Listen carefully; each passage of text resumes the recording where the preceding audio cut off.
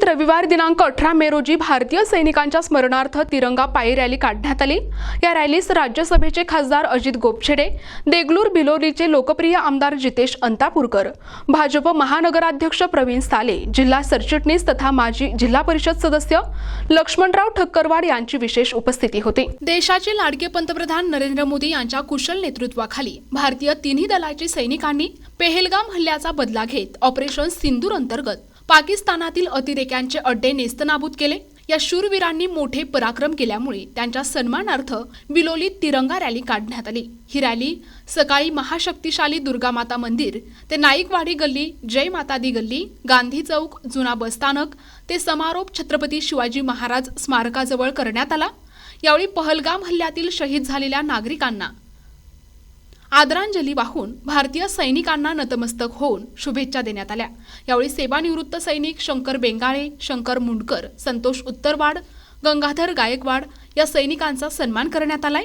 यावेळी राज्यसभेचे खासदार अजित गोपछेडे, आमदार जितेश अंतापूरकर, भाजप महानगराध्यक्ष प्रवीण साले, भाजप जिल्हा सरचिटणीस लक्ष्मणराव ठक्करवाड, माजी उपसभापती उमाकांत गोपछडे, शांतेश्वर पाटील लघुळकर, शहराध्यक्ष इंद्रजित तुडमे, विजय कुंचेनवार, नागनाथ पाटील माचनूरकर, दिलीप उत्तरवाड, हनुमंत कणशेट्टे, संभाजी शेळके, भाजप पश्चिम तालुका अध्यक्ष शिवराज बोधने, दक्षिण तालुका अध्यक्ष मारुती राहिरे, ब्रह्मा कांबळे, संजय पाटील भोसले, मुन्ना पोवाडे, श्रुती तुडमे, शिवकन्याताई सुरकुटलावार, मीराताई संगनोर, पंचफुलाताई स्वामी यांच्यासह मोठ्या संख्येने देशप्रेमी भाजपा कार्यकर्ते उपस्थित होते।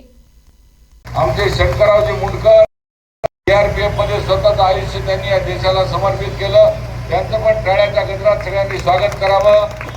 माननीय संतोष उत्तरवाड, बीएसएफ पाकिस्तान बांगलादेश बॉर्डर, त्यांनी आपल्या स्वतःचं जीवन भारत मातेसाठी समर्पित केलं।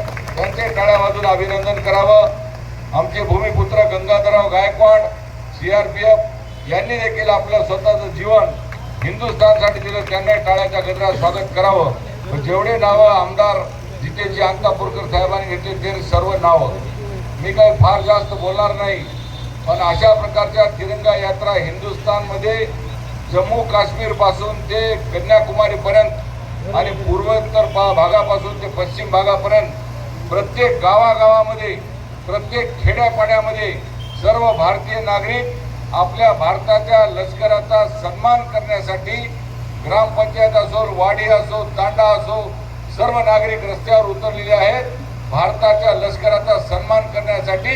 व आमच्या या देशाचं कणखर नेतृत्व प्रधानमंत्री मोदीजींनी जे दाखवले जे धाडस आहे आणि जे हिम्मतवान नेता या देशाला, या जगाला जो लाभलेला आहे, त्या मोदीजींचं स्वागत करण्यासाठी आमचे सर्व भारतीय नागरिक, यामध्ये कुठल्याही प्रकारे पक्षाचं राजकारण न आणता भारतीय नागरिकांनी याला उत्स्फूर्तपणाने प्रतिसाद दिलेला आहे।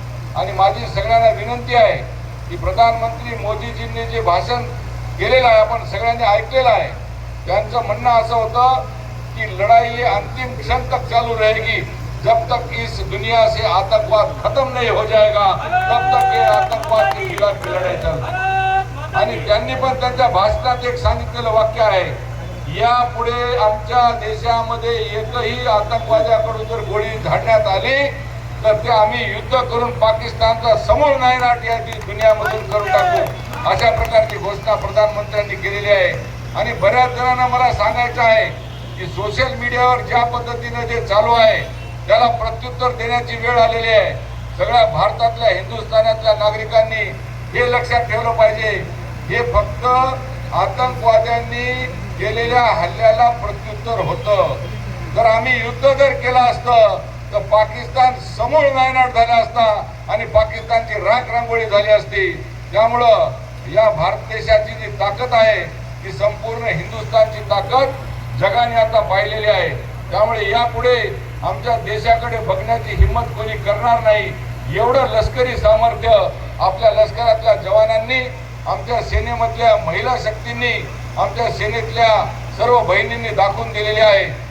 या पुढील सत्रामध्ये प्रवीणजी बोलतीलच, पण 9 आतंकवादी अड्डे उद्ध्वस्त केले एका क्षणामध्ये। अतिरेक्यांची जेवढी काही तळ आहेत ती सगळी उद्ध्वस्त केली। कुठलीही जीवित हानी न करता फक्त आतंकवाद्यांच्या अड्ड्यांना आपण नेस्त नाबूद केलेला आहे।